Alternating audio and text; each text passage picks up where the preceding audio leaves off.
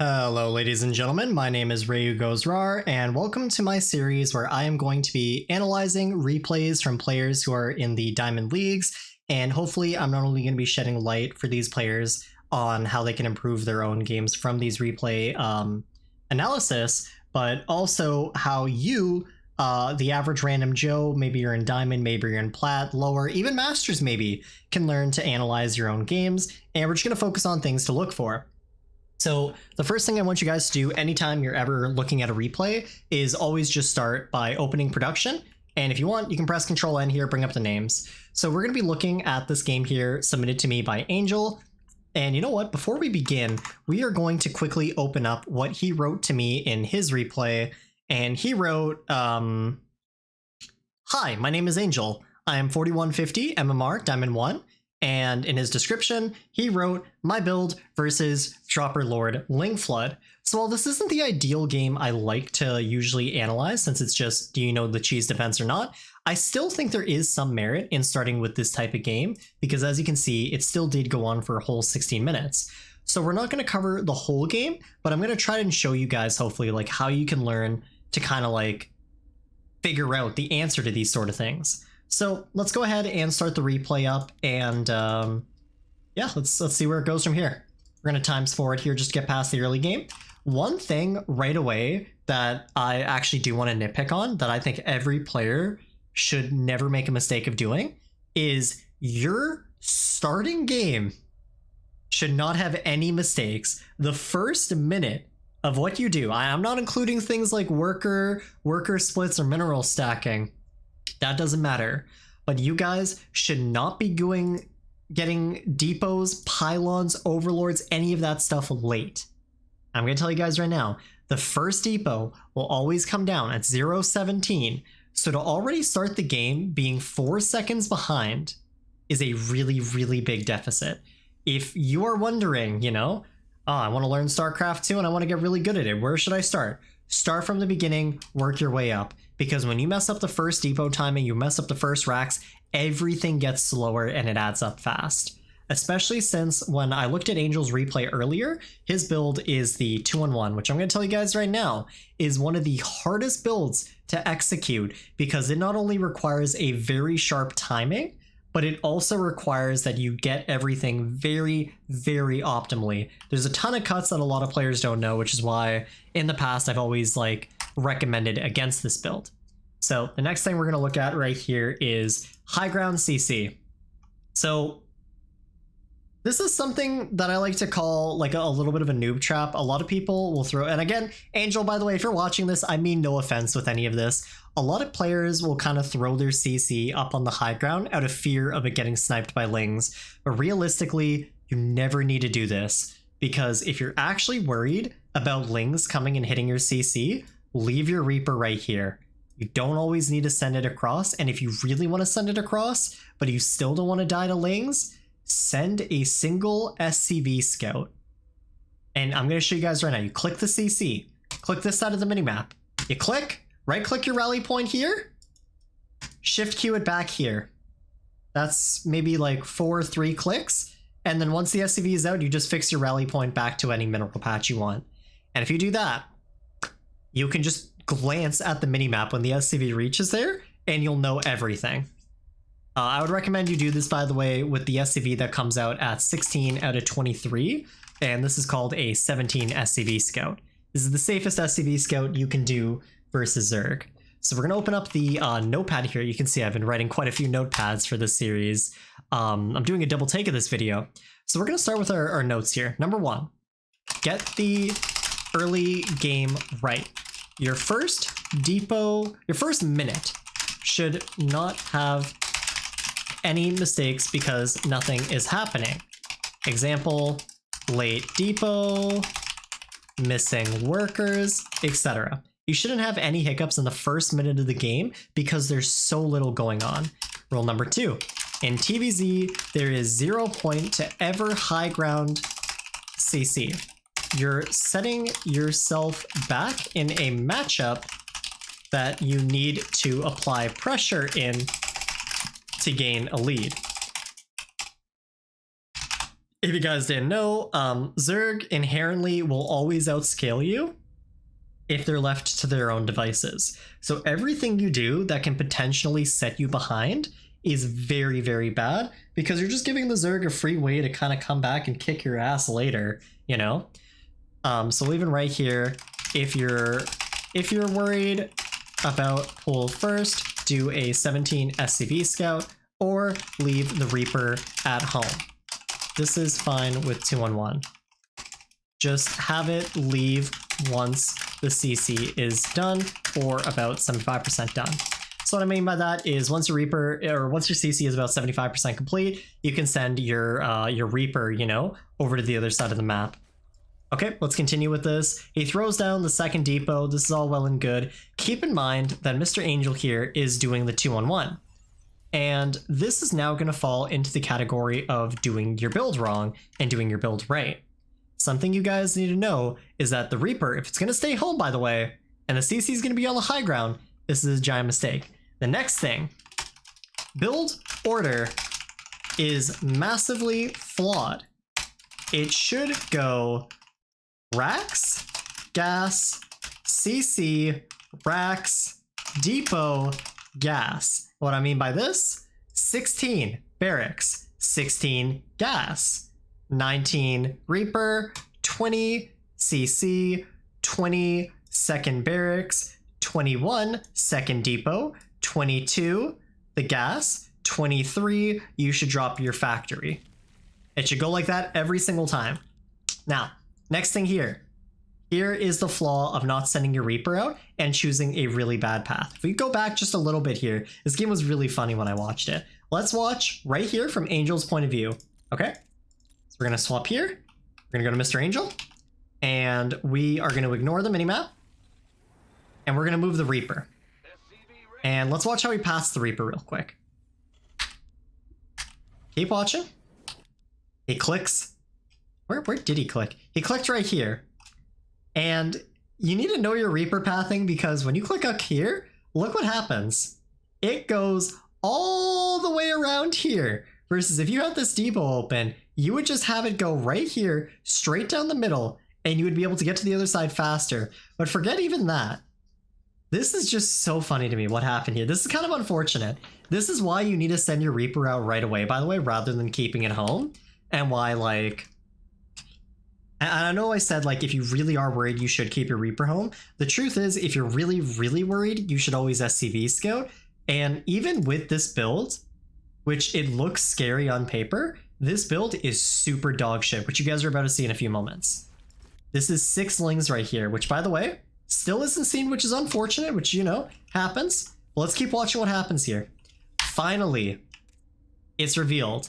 And let's see what happens here. First thing we should do, that Reaper comes home immediately. Good. Reaper comes home immediately, and we instantly pull some workers. We don't want to pull all of them, but we do want to pull maybe like 10. You know, we want to have 4 or 5 more workers, I would say, than there are lings. And right here, I actually want you guys to see something that I'm going to highlight here as interesting. Sometimes stuff is a lot less urgent than it originally appears. So these lings all unload by 225. And it isn't until 233, a whole 8 to 10 seconds later, that they finally begin to do damage. So they were all unloaded and did nothing for a good 8 seconds. Now here, we finally grab a lot of our workers. Like, this is way too many. Don't grab this many. Like, these 5 guys right here can go back, and we start to fight. The next thing we do is we try to get back in our base. But you want to know what happened? We didn't think about the pathing of the map. So watch how the Reaper gets back. It goes this way, because the only other way is up here or through here, which is walled off. Lower this depot, because I'm going to show you guys something. Another thing you should do is we should look at the buildings, and we should consider how the terrain is used. Can Zerglings fit a bunch of them right through this tiny choke? Absolutely not. Can Zerglings fit through right here, this little area in the top? Let's actually check. We grab an SCV. I don't think we can build anything. That's unfortunate. I think right here is actually tight walled, but if we build hypothetically a factory right here, right? So there's a 1x1 here and a 1x1 here. That would make it so easy to hold this push. But the other thing is, we have 140 gas and there's still no factory dropped. So there's like just a lot of macro mistakes. Even when push comes to shove, especially with early Ling harass and especially against Zerg, get your factory out as soon as possible. Factory is OP. But let's consider, let's say we didn't make a factory. Let's say we didn't have the 100 gas. You could even put a bunker right here. And look at how much the Lings are struggling to get to this Reaper. They eventually get it, yes. But consider, they had to go all the way through these 1x1s. And we eventually lose this barracks. And look how many Lings we killed. We've almost killed all of them. And we finally send our guys back to mining. And what do? This is the part that really pains me. We remake the barracks. But we don't just remake it. We put it in a spot that isn't safe at all. If you're going to remake the barracks, place it in a spot that is safer, behind the mineral line or near the mineral line. Right here is the shittiest spot it can go. It's even easier to surround now because it's not protected by the CC. Even having it hug the CC like this, it's protected on this side. If it's in the mineral line, the Zerg units have to come all the way here, in which the SCVs can surround it. But the next thing here, we have Marines. The Marines are going to pop out, and they are going to die immediately to the Lings. How do we hold this? So, from what Angel did, he pulls 3 workers because I guess he underestimated this. And let's watch what happens. The Marines pop out this way, and more Lings start flooding in. Think about your rallies and look at what is hitting you. If you just watched this Overlord and had an SCV sit under it to watch, it's a lot easier. But also, your rally should be putting Marines in the tightest choke possible so they can protect your structures. What do I mean by this? If the Marines came out and they're chilling right here, they're protecting this, they're protecting this, this, and this. If the Lings book it to the SCVs, the SCVs just run to the gas, and then they run back to this gas, surround the Lings, and start attacking, then the Marines come over. If the Lings try to dive bomb the Marines right here, great, the SCVs come over too. But when you move the Marines to try and deflect this Overlord, this is what happens. This is just basic, like, well, I shouldn't say basic because that comes off as a little offensive.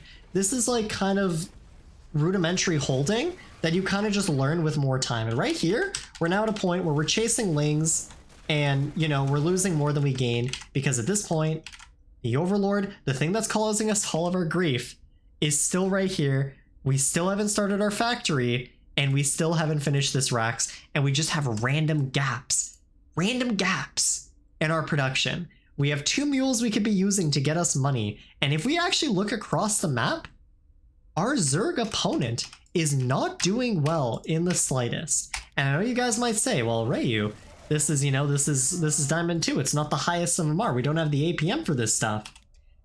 It's not that you guys don't have the APM. I'm going to tell you guys a secret right now. If you guys can follow this, put your ring finger on the 1 key. Put your middle finger on the 2 key. Your index finger on the 3 key. And now just spam all 3 buttons. Now do it with QWE, QWE, ASD, ASD, ZXC, ZXC. Anybody can do this lightning fast. APM is never like a hands being too slow type of thing, in my opinion. Unless, you know, you're a little bit on the older side, which is understandable. That at that point it might be, but if you're, you know, I'm gonna say not above the age of 40, you can improve your APM. So how do you make this into high APM and useful? You take a step back from what you're doing and you think about what you need to do.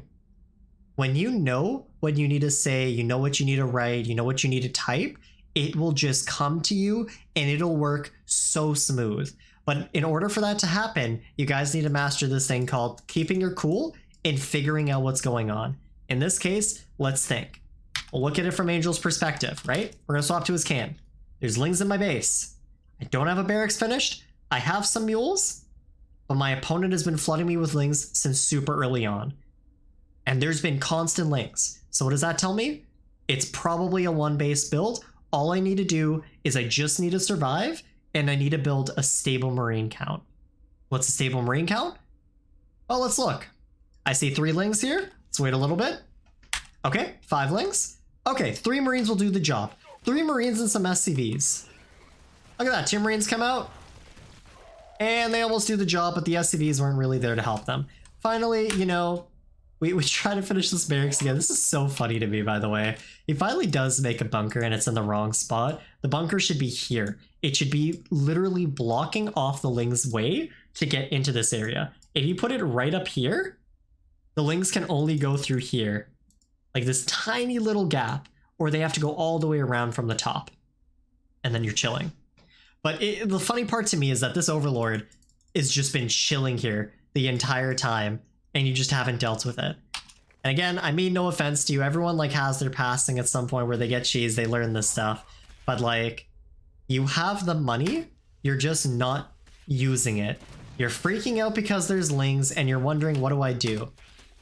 And the answer is simple. Chill. Look at your stuff. I got a Rax, I can keep making Marines. I got SCVs, I can use them. I have a barracks that's not finished, maybe I need to finish that. I can make a factory, maybe I need to do that. You're dropping your mules finally, which is great, but you actually missed with that mule. It wasn't mining anything, and you actually pulled your workers again here. So this is kind of unfortunate because you now are just losing money. Which, by the way, another big thing I want to point out here, guys, look at your minimap. And it's not just to see things that are attacking you, it's to see the idle worker key. Don't have any idle workers, especially when you're low economy. Idle workers are what take you from like losing a winnable game to having a chance. And in this case, this mule's just idle. This is 225 minerals we're possibly missing. For a Zerg opponent, he doesn't have to worry about that, except you have to consider he's on 1 hatchery, and at most, if he spends all of his larvae, he's either going to spend 400 on overlords, or he's going to spend 200 on lings, 200 on drones, and then his money's going to grow faster than he loses it. Now here, there's even more lings coming. We're still just making 2 marines at a time. Finally, Mr. Angel gets the idea to wait for a couple more marines and pull all of his SCVs to protect the marines, and look at how this goes. He's actually microing this really bad because I'm going to show you guys. He actually just did a miss micro here. Watch this. Keep watching. We're going to zoom in a little bit. See the SCVs? Watch them. Watch them. He A-clicks his own SCV. And this is why these lings survive here. In engagements like this, big box, A-click in the general space in their general direction. Don't A-click a unit. General direction. And at this point, you would think, oh, Angel's getting his shit kicked in. This game looks really bad. He's up in workers. He's up in bases. And it's actually fine. That is the silly part of this game. All he has to do is make Marines and not lose them. So we're gonna write our final note.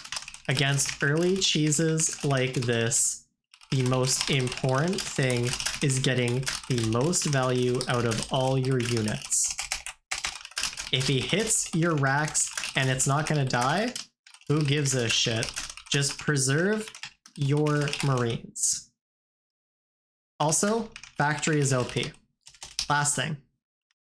You need to play faster, and one of the ways you can improve your player speed is taking more time to think about what you need to do. You need a solid game plan and to understand what you're against so you can come up with what you need to do to win. Again, single factory in the mineral line right here, a single Hellion crushes this. Get 2 Hellions, Zerg's done. 3 Hellions? Lower the depot, go across the map once all the lings are done. The game's over. Anyways, like I said, this game goes on a lot longer. He finally holds off this attack. Zerg stops using his Dropper Lord. He tries to make another. Finally, Angel is like protecting his bases, but like even with him having the economy advantage here, it just like kind of is a lot going on here. It's a little too late, too slow, and yeah, just not making units here. Like, you're making Marines against Lings and Banes, and you add a reactor on your factory. Just make units. Understand that you're no longer playing a 2-on-1 this game. You're playing against a Bane bus, and you're playing against a guy who's trying to kill you. If you really need extra assurance that this guy has no fucking game plan behind this, take one of your 250 energy CCs and scan right here. Scan his main base even. And then just realize all you have to do is not die. Because once one of his attacks falls flat on its ass, does nothing, then you win the game. When you lose no army, no workers, and kill his, game's over. But we just keep on losing stuff. And this is where unit efficiency becomes the most important thing, because this is a very winnable game. And you can see each time, he actually gets a little bit better at holding it. But he's just not making units consistently. He's not making counters. Siege Tank, Hellion, Mine, great here. Single Liberator across the map, great here. And finally, we decide, you know, while we're getting cheese left and right, let's do a counterattack, and we unload right here. And you know what? This actually is a winning game for him at the very end of all this, just because Zerg's build is really bad. I'm pretty sure our Terran player does end up winning this, to be honest. And it's just because, like, kind of a troll build, but I don't know. This game could have been won easier. I don't know why I made it sound so doom and gloom. Honestly, I think if our Zerg hero here didn't just like keep trying to end the game and just macro out of this, it would have been a much easier win for him. But anyways, I hope you guys can learn from this. This game's going to be over in a few seconds because 22 does fly to 49. Should understand what you're playing against, understand what your win con is, and be willing to stray away from your game plan. Here, we're now starting to kite. It's kind of funny. Single splits would have made this really easy, but you know, you can kite. And here, game's finally over. And yeah, that is the first replay, so I'll see you guys in the next one. Peace. Hello ladies and gentlemen, welcome back. My name is Rayugozrar, and we are going to be analyzing another replay here, and this is between the Diamond 2 player SiRe, aka CBSlinger, against his Zerg opponent Slugalisk. And if we look at our little comment here for this game, we can see that CBSlinger said, "Hey there Ryu, your build guides were super instrumental. We're going to skip this part. I like to reactively do a Hellbat semi all-in if I ever catch my opponent expanding early, and since they may not be expecting it. Cool. I botched the build a bit and missed the timing 445 by over 30 seconds. I thought I did good enough damage in spite of that to justify the attack and transitioned out of it decently well, for me. But then in the mid game I took a few bad battles early, secondary timing is supposed to hit around 8:15, and then struggled in the late game to incorporate more complex units. I think I lost because of all the above. Take a look at this replay and see whatever you can find about my gameplay that's worth commenting on. Thank you for doing this." No problem, CBSlinger. Alright, let's get started. So like we said, we know our timing is going to be at 445 with some Marines and Hellbats, I assume. So let's watch how our player opens. He starts off with a pretty standard Rax first opener. Okay, all well and good. Okay, they had a little bit of a pause thing going on there. Something you guys should always do, by the way, is you should know your basic timings, and you should always monitor it by looking at the production. You can also do this in pro games if you want to get exact timings. So we send over a worker, all well and good. Let's see what we see. Okay, normal. Right here is a small mistake. Always, always, always, even if you know the timing of the hatchery, go in, check the main base. Why? We want to know the exact pool timing. We want to know the exact gas timing, and we want to know if he took a second gas, if he's building a second thing, or if there's even like partial gas mining. Because you might see a hatch first and be like, oh, hatch first. And then you come in here and there's no gas being mined. And I say this because the replay I was looking at just before this one, that exact same thing happened. Scout the whole base. Don't get lazy. These lings aren't going to pop out and kill your SCV. Scout the whole base. All right. That's just my quick tip. If you're going to do an SCV scout, scout the whole thing. Don't give up halfway. Check for everything. Next, we're going to send in the Reaper. Okay, Reaper sees the 4 lings. This is great. This is standard. Cool. We even kill a ling. Great, great, great. Let's look back at home. We are floating 74 gas. Keep in mind, this is a Hellbat timing. So if we're doing a Hellbat timing and our reactor is late, it stands to say that our Hellbats are going to be late. And right here, almost 50 full gas later is a reactor started. So we're going to open up the notepad here and we're going to write our first note. Note number 1, or we'll do this. Notes. Reactor, we'll start with the SCV thing actually. SCV should always scout whole base just in case it's gasless or something else strange is occurring in the main base. Don't half-ass it. Don't half-ass the scout. Okay, next note. Reactor needs to be started right away, especially if the plan for a Hellbat all-in is ever in consideration. Starting the reactor almost 50 gas later is very detrimental to not only production, but also timing. All right, let's keep going. Everything else here is fine though so far. Gas timing looks decent. Okay, great. Starport should be starting up here in a second. Perfect. And, you know, we start a single naked Hellion. This is a good reaction, you know. Everything's going to be late. We might as well do this. What do we do with the barracks? Let's watch.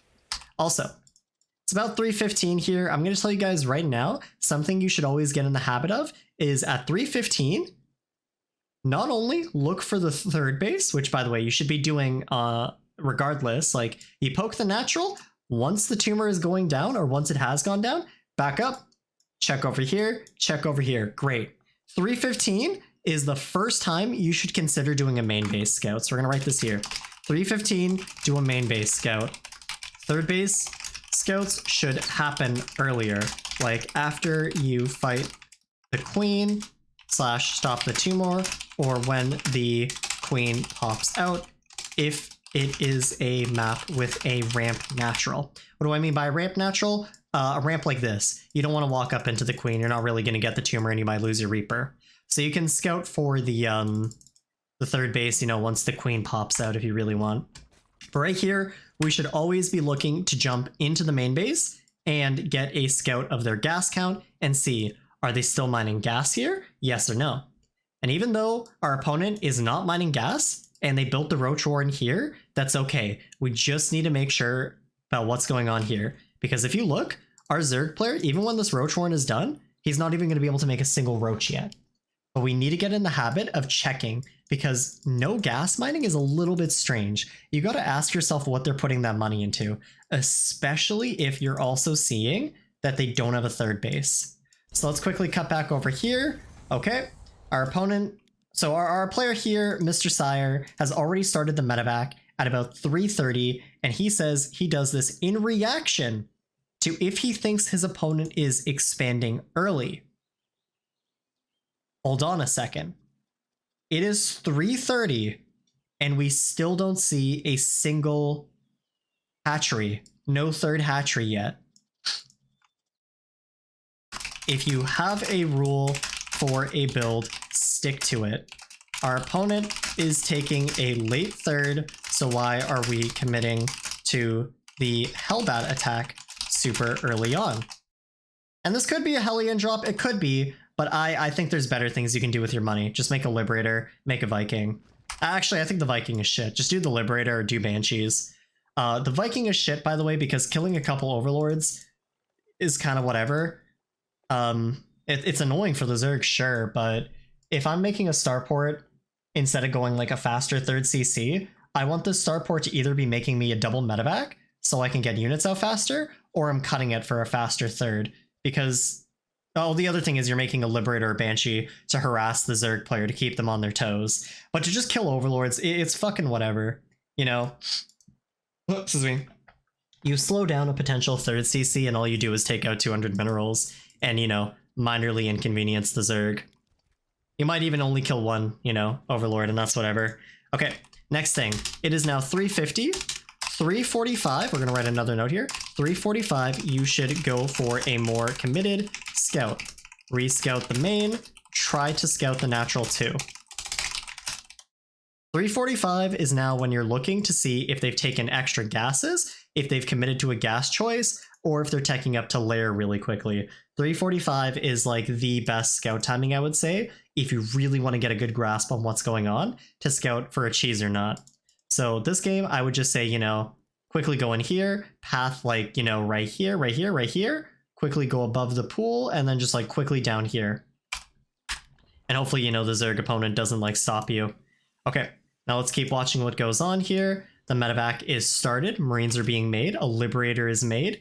One quick thing I want to add on is that if you're looking to do a Hellbat timing, especially one that hits at 445, this like starport, as soon as it's done, the SCV needs to be making an armory, and these extra Marines you're making need to be on the side scouting for Overlords. Otherwise, the Zerg knows everything that's coming, and the reaction is simple.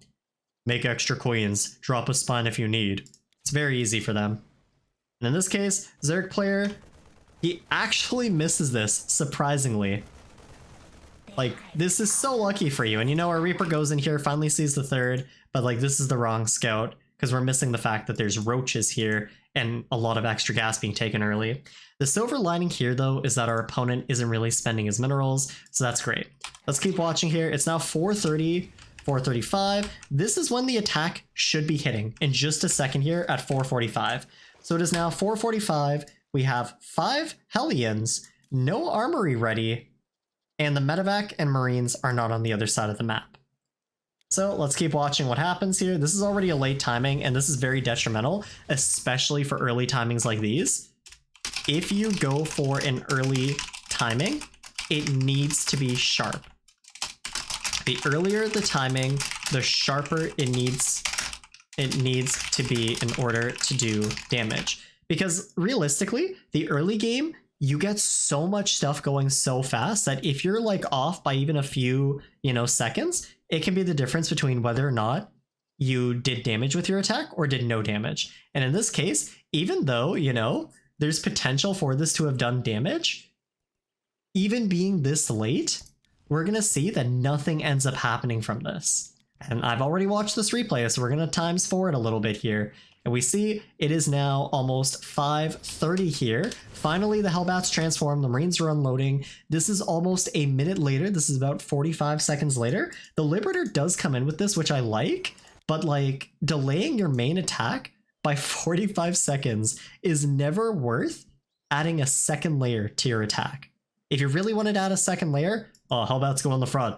Medevac drop right here.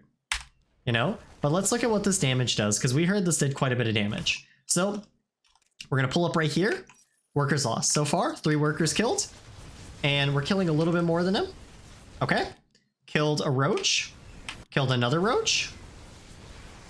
Killed a queen, I think. Okay, killed another queen and another roach. And we killed 7 workers. Okay. Trade-wise, this looks decent, but like, in the grand scheme of things, no. Fucking no. Why is this useless? Let's look at the economy. The work count is even, sure.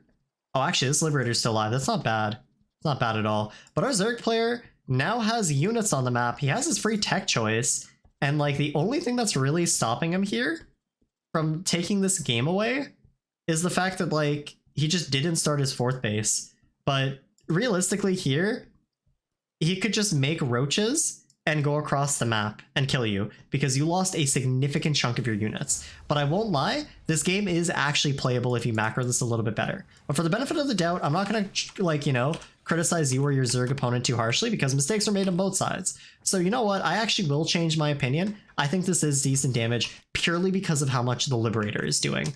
But if you look, your Zerg player is now snowballing ahead of you, skyrocketing ahead of you with his worker count. And a very big important distinction you guys need to know is if you have this Liberator still harassing them and you see there's roaches still at home, this 3rd base has to lift up. It has to land. if you see the early game units are still at home with harass unit, liberator, get that third set up immediately and drop some defensive depots or a bunker. What do I mean by defensive depots? Defensive depots as in like depot here, just depots that when the roaches come through, they kind of get blocked off and they have to go through a choke. And a bunker here just to protect you from run-bys. But you also need to get your extra barracks started. So I'm gonna write this as well. 645, latest you should have all 5 racks. Let's keep looking. eBay seem like they're at a decent time, all things considered, so I'm not gonna criticize that too harshly. Racks number 2 and 3 were kind of late. Racks 4 is decently timed. Racks 5 is so late. But the other thing is, when floating money, find excuses to spend it. Extra depots, faster fourth, faster second factory, maybe go 8 racks and just try to all in. I don't recommend the latter, but it's something you can do. So we're still turtling up here despite knowing, okay, finally, the third is lifted. What do we do? Okay. Finally realize, oh shit, you know, it's now been like a whole 40 seconds since we moved our third there. 50 seconds. 60 seconds. It's been a minute since you moved this third here, by the way. And almost a whole minute and 10 later, we finally land our third. On the other side of the map, our Zerg opponent has been mining from all 3 of his bases. He's comfortably gone his 4th and 5th base. And even though we have 1-1 and we have a potential timing to be done here, we didn't make units because we didn't spend our money and we didn't find excuses to spend it either. Imagine if this extra minerals just turned into us dropping a couple depots. Really big stuff to pick up here. So now we're moving to our second timing, which should have hit around 8:15, and we can see our Terran player is finally moving out with it. Uh-oh, huge blunder here. Guys, check your rally points. What's this? 4 siege tanks stuck in the main. So we move out with our Marines, we're wondering, where the fuck are our units?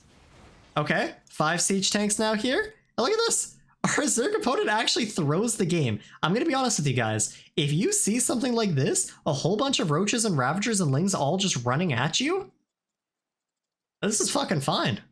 What do? Grab every worker, click a mineral line in your natural, lift the CC.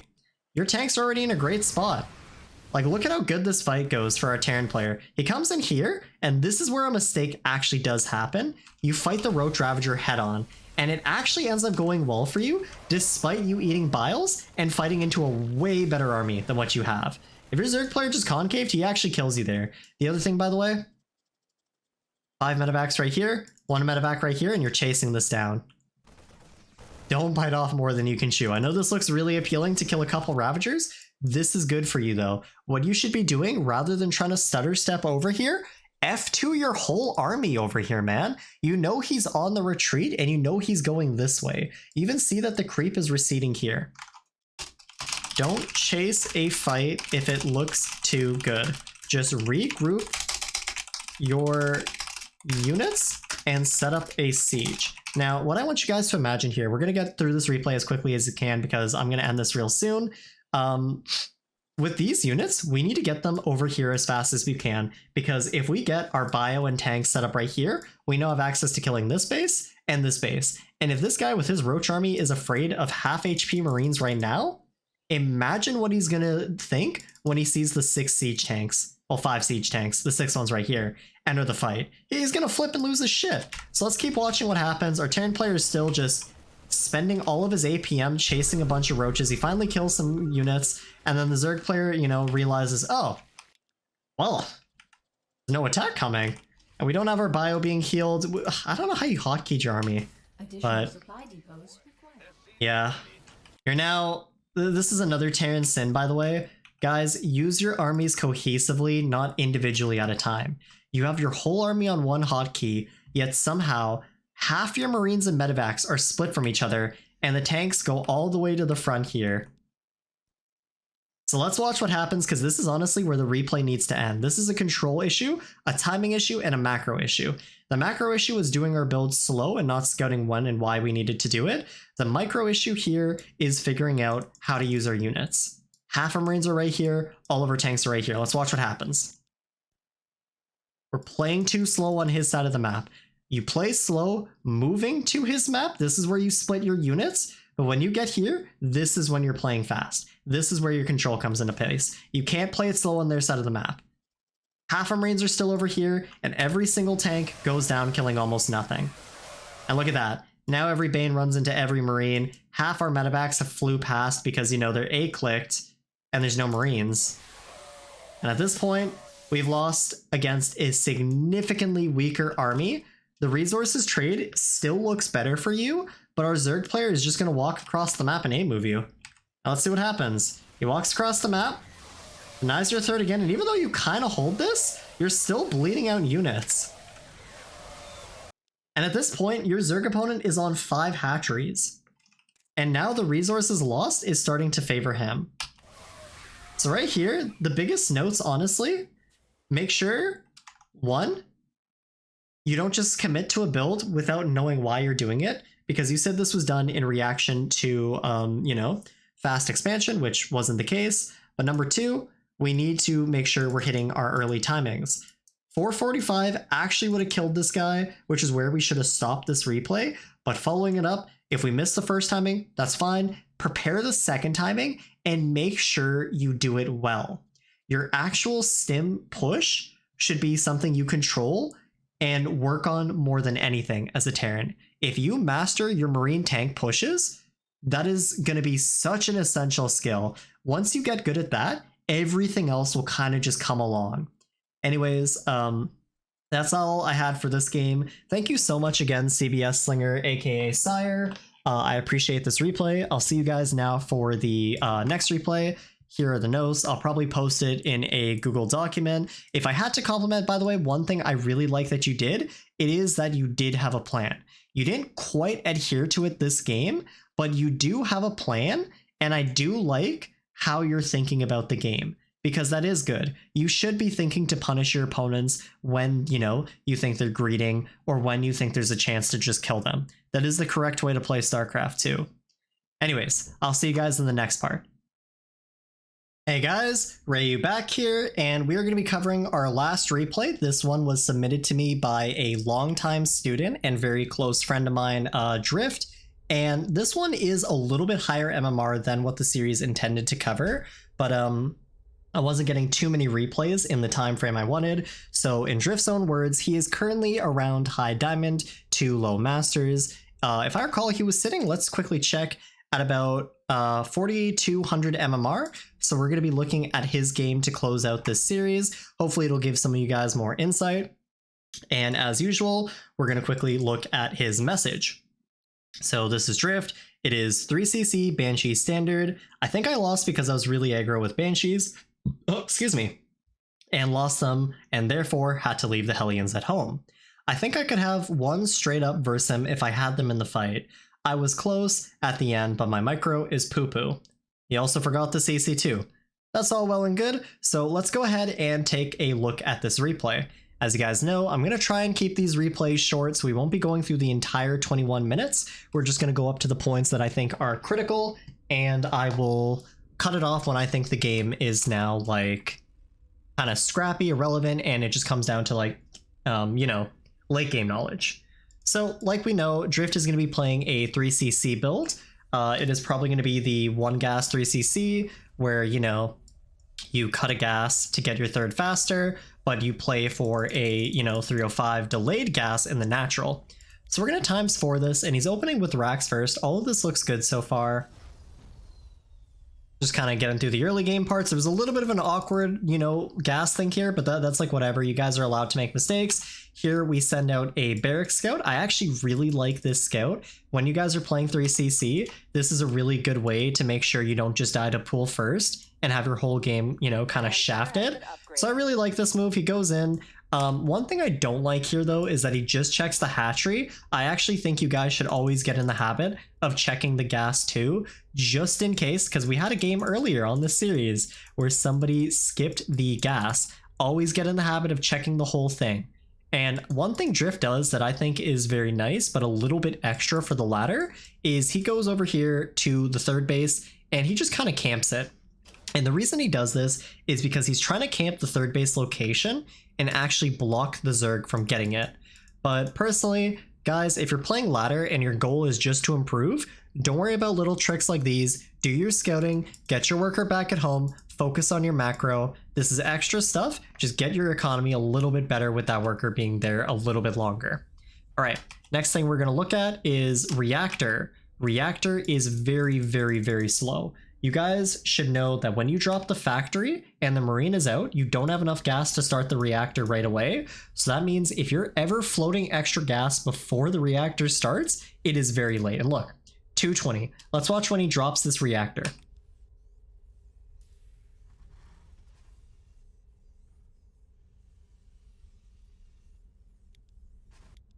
$240. So almost 20 seconds later, and we can see this is almost amounted to a whole other, period of gas coming back to make another reactor. So this is a really big deal because this means that your Hellions, which for any 3cc build and any 111 setup is the lifeline of whether or not you can get this down here and deny the creep from getting across the map fast, it is a very big deal. So just remember, if you're playing Hellions, don't forget your reactor. It's too early on in the game, and I'm going to be harsh with Drift because he's been my student for a long time and we're good friends. Drift, this Reaper micro ain't worth it, bro. I know you see me doing this sometimes. It ain't worth it, though. It ain't worth it. I do like that you're checking for stuff, though, and it's good. He moves the Reaper back. He puts it at the edge of creep. This is fine. This stuff is fine. He gets the third CC down. The next thing we need to make sure he's doing, does he have his next timing down? He should be taking gas right away here, and we actually look good. It's a little bit late, but I'm not going to chastise him too much on this because he had it selected. He has the timing down. Great. Hellions are a little bit late, which sucks, which means, like, if the queens are actually dropping their creep appropriately, that's two more tumors that's going to be going down that you can't really stop. The second tumor is going to come down no matter what, but that third tumor you can stop. The next thing is we need to know our scout timing, so I'm just going to write this here. A couple notes. Number one, do a full scout with the SCV. Don't worry about blocking the third. If you want to scout the third, just let the Reaper do it instead. Next thing, reactor needs to be started right away, especially with Hellion builds, or you risk losing your Reaper. Case in point, right here, 345, Hellions aren't out. You can see 20 seconds, they not only would have been out, they would have been here to defend the Reaper, but also help you fend off early creep. This later amounts to you being able to keep the Lings at home, letting you land the third base faster. Okay, another thing we're gonna add, 315, send the Reaper into the main. This scouts for any extra gas mining or fast roach warrens or any other early committed cheeses. And one more thing, again at 345, send the Reaper into the main base to scout for any later cheese timings, like Nidus, roaches, 2-base muta, etc. So 315 and 345, those are the two timings I've been preaching to you guys so far in these videos. It didn't happen this game, and Drift's gonna lose his Reaper here again, just because the Hellions were slow. The CC timing was whatever, honestly, but yeah. This is actually decent micro, but like you can see, the Hellions just aren't there, and that was a really big deal, because when you're playing 3cc, it's very scary not knowing what's happening. When I play against really good Zergs and I lose my Reaper early for free and my Hellions are late, the Zergs always go for something that I can't actually react to without throwing myself behind. They basically get to toss the coin however they want, and you have to guess. Are they going to do a roach all in? Maybe. Are you going to defend it? If you do, great, you guessed right. If you don't, well, you lost. Maybe you do defend it and they didn't go for the roach timing. Well, great, now you're just behind in a macro game. So you guys may not notice these things in, you know, Masters tier and Diamond being punished as heavily, but the small things really do add up. So let's continue looking here. We have the Banshee on the way. We have the rack starting. One thing I actually would really like to see here is the racks being started. Nice. Okay, 345. He starts his extra racks. Perfect. Sorry, 430. He starts his extra racks. This is pretty nice. Where is Stim? He should have the money right about now. Let's see. Let's see.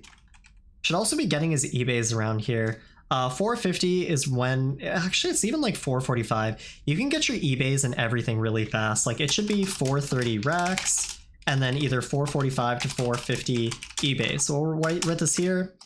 Know your timings. 430 barracks. Number 2 and number 3. 445 to 450 eBays plus 2 gases. 2 gas at 450 to 5. Okay. So I think he's going to start his eBays here in a second. Yep. Nice. Hellions are at the edge here. Something he also does here that I think you don't really need to do is he left 2 Hellions at home.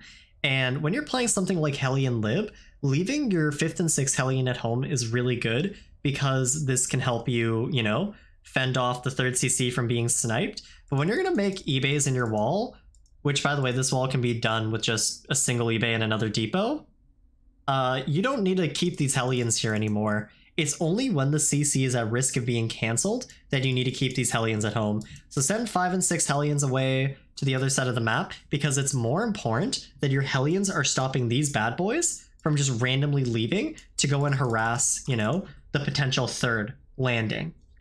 You know, because the Hellions are just there to make sure your 3rd is landed and safe. So let's now watch. We have the Banshees here, by the way. Does the Overlord see the Banshee?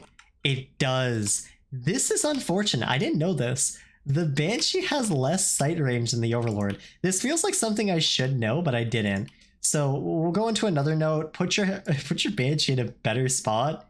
Like right here is a really shitty spot. This is unfortunate. One more hex here and you probably would have known this, but I would say if you're going to do the Banshees, like put them here or something. Here, here, maybe even, you know, like right here. But where it is right now is kind of unfortunate. And if you are going to leave it in the front here, put it closer to here and go cloakless single Banshee. Because if we look here, the Zerg player has his spores up, and it's probably because he saw this the whole time. But let's continue watching what Drift knows. So at this point, whoops. At this point, Drift knows there is a 3rd hatch. He hasn't confirmed the 4th yet, which by the way, we're going to write this here.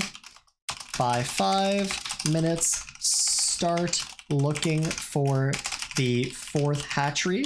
Latest it drops is 5:30. Earliest 4:50. It can do 4:30, but like, I don't think you guys are going to be playing against any 4:30 Zergs. And if you see a Zerg drop their 4th at 4:30, you're going to just kill them with your timing. Okay, let's continue watching. How does he use his Hellions? He checks up here. Okay, 4th base is in here, so what does he do? We're going to watch. He's going to rotate. He actually goes a little bit too long here, but it kind of saves himself because of the pathing and correction. But he's going to go all the way around here. He needs to scout this 4th. Does he? We'll see. One thing I really like that Drift is doing is that he is spending his money pretty optimally. He is floating some of his mules here, and he did land his 3rd at a pretty decent time. But Drift, something you guys all gotta know, and Drift, I'm addressing you here because you're my friend. When your 3rd is landed, pull these extra workers, start building your depot wall early, and just mule hammer this shit. Like, your timing isn't going to be ready for another 45 seconds earliest. And that's if you're really, really like hitting a fast timing, 6:45, you're going to have plenty of time. So as soon as your 3rd lands, guys, don't bank scans. So help me God. If I see another replay, I know it's not going to happen in this replay, but guys, if you're playing 3cc and you are spending scans, even if you're not playing 3cc, if you guys are scanning to kill creep with Hellions when you could be muling, I'm going to be very upset. I'm going to tell you guys why right now. Also, this is kind of a meme right here. I think this tank is stuck. We'll come back to this later. When you are not muling and you are clearing creep, it doesn't fucking matter. And excuse my language here. Hellions are not going to stop the creep forever. They're going to kill them. Great.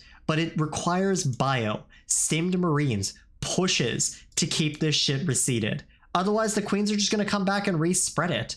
The Hellions can't stay in this area long enough, and Drift hasn't scanned yet, don't get me wrong.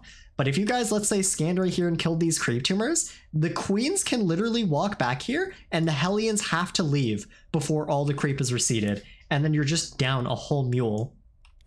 Versus right here, he finally does do the depots, which is nice. If you just mule hammer this, your money is going to spike to a point where you can drop your 4th base, you can get these Raxes earlier, and you can pump out units like crazy. It is so nice. That is honestly the biggest advantage I've seen in my own personal experience to playing 3cc.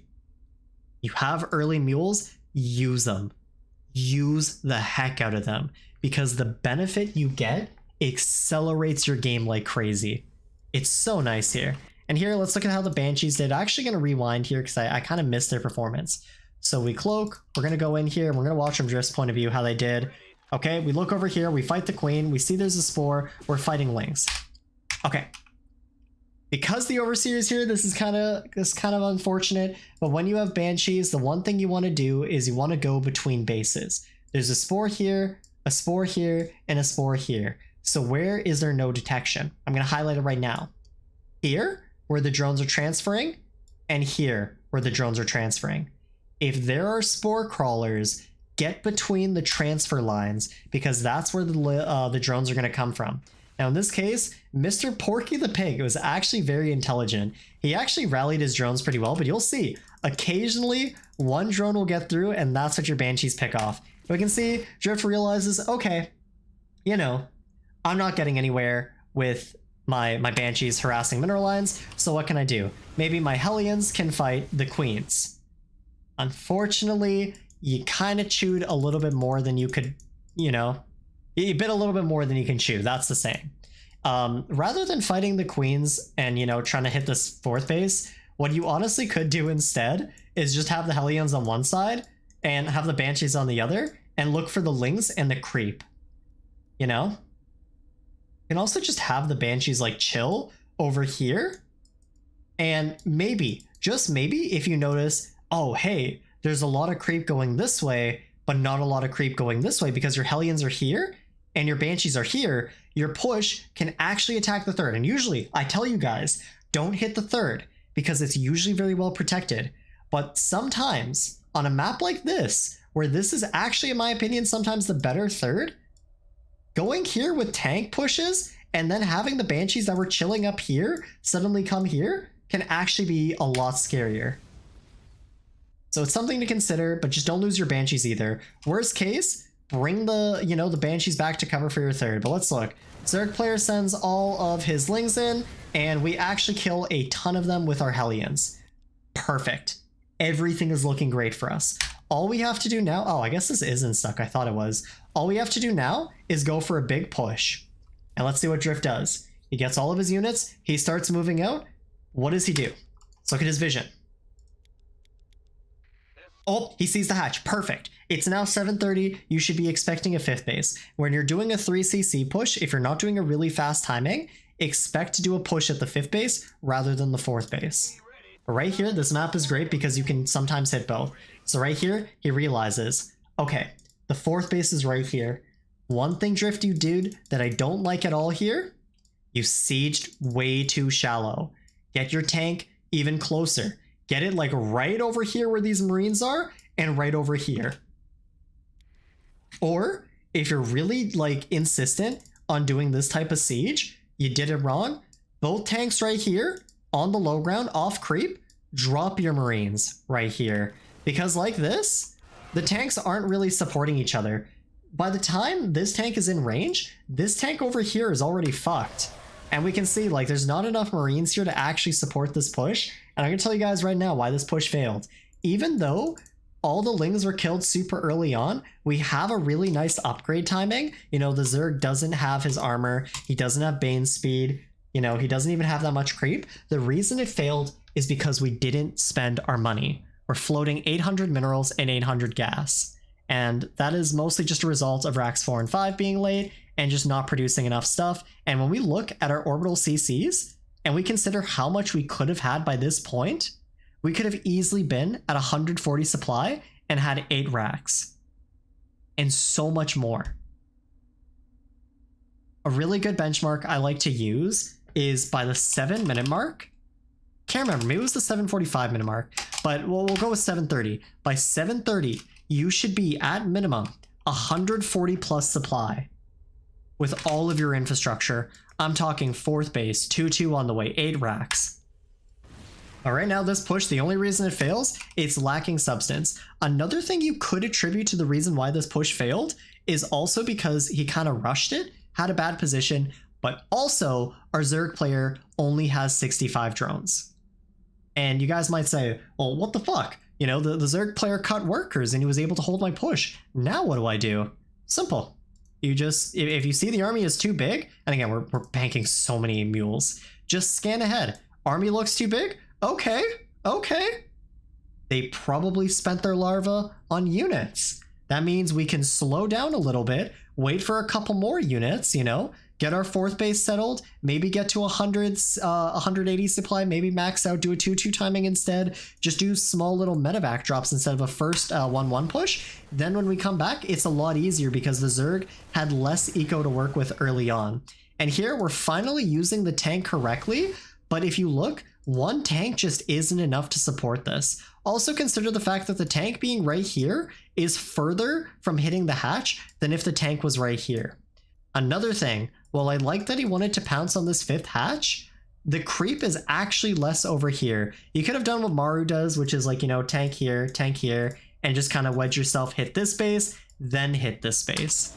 I actually do like that you did go for this base first, but honestly, I don't think this one was so much of a micro mistake as it was a positioning mistake. And you guys might say, isn't that the same thing? No. Micro would be your ability to split, target fire, you know, pull your Marines back and stuff. Positioning is having your units in a good spot or a bad spot. All right, next thing I want to critique is that we have 2 random Widow Mines.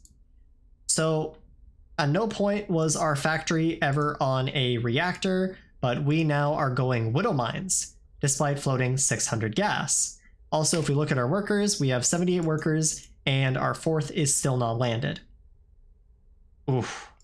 You have map pressure, by the way, just drop your 4th on location and leave your Hellions there. But you're making single Widow Mines with a lot of gas in the bank. This is wrong. You should just be making tanks here, and even if you don't want to do a push, like let's say you felt like this army got annihilated, doing a push with mines is going to go even worse. What you should be doing instead is you should be making tanks so you can defend run-bys and pushes, and then you should just be doing drops all over the map while you're maxing out, while you're expanding.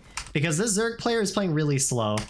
Like, he's taking the hatches right, but his economy is coming online super slow and his upgrades are super slow too. So if you look at it, if we actually maxed out and had our 2-2 really fast, we could have been maxed right now and been up 50 supply with 2-2 and 200. So we're going to look at how this last fight goes, and then we're going to call the game from here. And I'm going to tell you guys right now, looking at this, the biggest issue I see is that we're kind of neglecting some of our starport production. We don't have any Marauders considering the game time, you know? Like, we went 3cc, and these are just super late. And finally, like, we're making Widow Mines in a game where we have a ton of gas. And, you know, let's see how this fight goes. The Zerg actually probably could have engaged right there, but he's playing really respectfully. He actually baits all the mines here because, you know, we're looking at one side and, you know, army is like not quite positioned well here. And then we're running back when really, if you see something like this happening, pick up. We can see Drift comes down with his other army. He starts splitting. This is a lost cause, but even despite how low your Marines were, you actually still ended up winning that fight, which is kind of amazing to me.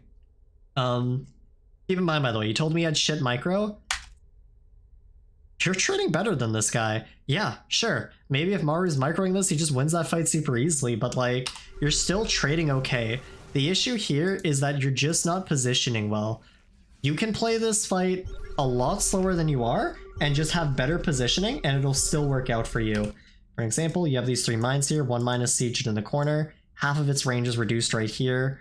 You know, bring 1 mine up here, another mine here, another mine right here, and this is fine. Last thing I want to talk about here before we exit this replay, you are fighting in a really bad spot. You're fighting at his third, which has now almost, started to mine out. At this point, if we look at these clusters right here, there are only 200 minerals left. This is the time where pushing the right side is useless. You don't have the Banshees to do the multi-prong hit here anymore. So like, just keep your efforts going this way, honestly. These are the fresher bases. These are the easier hits. And again, if you built that tank out, if you didn't lose those initial 2 tanks, you might have had 5 tanks here and 5 tanks sieging right here, and working this angle would have been so scary to engage into. Last thing I want to bring up, you're adding on Liberators, but truth is, guys, if you're going to play late game Terran, and I've spoken about this before, Terran has objectively the significantly easier late game against Zerg, purely because the Ghost, overpowered. Thor, extremely overpowered. Siege Tank, pretty good. It's alright. But the Hellbat is also overpowered. Your late game as Terran is literally just sitting back once you can't do any more pressure with your bio and getting 3-3 mech and then Ghost, Thor, Hellbat. Because at 3-3 mech, your Thors never die, your Hellbats one-shot every single Zergling, and any air unit they make just gets evaporated by the Thors. Any grounder spellcaster they make gets evaporated by Ghosts. The only time you cut out the Thors is if you see no Vipers and, no Broodlords, but in which case you just make Ghost, Tank, Hellbat, Marauder. But Liberators, in my opinion, they're not bad. I think they're kind of useless these days. The only reason you'd make Liberators is if you're like winning and you're noticing like the fights are really close. Like let's say all of the Zerg's army every time is focused right here. You have a high medevac count, but you want to spend your gas. Okay, you make 2 Liberators, 1 Liberator sieges here, another sieges here, you push right here. That's the only time Liberators are really good, but guys, get in the habit of either getting your armory upgrades started early, your +1 vehicle attack, or your ship plating, because you're going to need both at some point. I would honestly always say get the tank attack, because tanks are just so good right now, especially with how popular lurkers are. And here, Drift tries to go for another rotate on the map. This is pretty good. This Widow Mine's actually doing nice. It's pretty nice, honestly, to leave your guys' Widow Mines on the map. We're going to watch this one last fight. I said the last one was going to be our last fight. I want to see how this fight goes. Here, we're stutter stepping onto creep. We sieged all of our mines way too far back rather than sieging them individually at a time. And this is another positioning mistake. And this fight doesn't even go that bad. Oh, traitor mine. That's unfortunate. So we're going to add one last thing. Biggest issue this game is lack of spending for timing. Bad positioning on units. Mines and tanks are not used very effectively. And the last thing we're going to talk about, don't need to go mines when you're floating gas. Just make siege tanks and go mines when it's like mutas or when you want to play a fast hit and run game.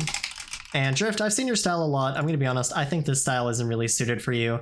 Not to say that you can't play it. If you like it, play it. But I think siege tanks would honestly just suit you better. And for most of you guys on ladder, if you're trying to climb, just stick with biotank. And I think from here at this point in the game, their Zerg has now like claimed the supply lead. He's decimated your army, and even though you have this 5th setup, you still have an economy going for you and everything. Like, the way this game is going, the Zerg is just going to tech to lurkers, I imagine, and just kind of outpace you. So we're going to call it here. If I had to compliment some things you did well, I really liked your choice of build. I like that you know the timings. Granted, they can still be brushed up upon a little bit better. And I like that you're thinking about ways to abuse the terrain, but you just got to work a little bit more on your positioning with the unit. Try to literally look at the map and say, where can I get the most use out of it? Yeah, right here, you see Maru like siege it up against the wall and then go up here. But right here is the worst spot because it's the furthest from the hatchery and it doesn't protect here. Versus right here protects here, here, here, and here. And over here protects this area, which is, fighting a mineral line, which is really clumped, hard for the Zerg to get into. and it hits the hatchery. And let's say the Zerg, runs in here and they do a run by here. Great, pick up, drop on the tanks, unsiege the tanks, problem avoided. The Lings fuck off over here, they go back here, siege again here, drop over here. This base is canceled, great. Tanks go over here, and we start pushing this way. Reinforcements start to come in. We now have 3 to 4 tanks pushing this base, and we're winning every trade. That's all I have to say on this replay. Anyways, guys, I just want to say this is going to be the last replay analysis I do for this series. I hope you guys enjoyed it, and I hope you guys are able to learn from this. I'm probably going to be putting all the notes I wrote down for everybody into a Google Doc. I'll probably have the link for that in the description.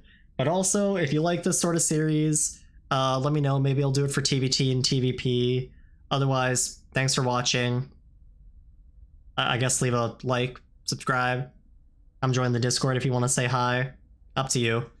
All right, that's all. Peace.